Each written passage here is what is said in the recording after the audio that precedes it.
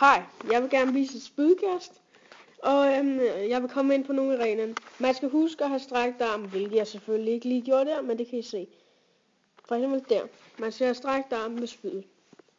Den anden vigtige ting er, at man skal have strakt arm sammen op med spydet, som I kan se her. Og så skal man lave de 5 impulsskridt, og så stemstillingen til sidst, og så kommer kastet.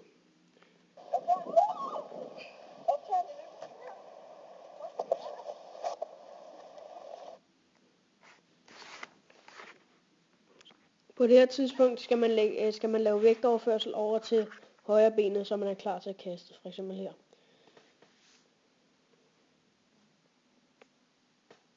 Og så kommer kastet.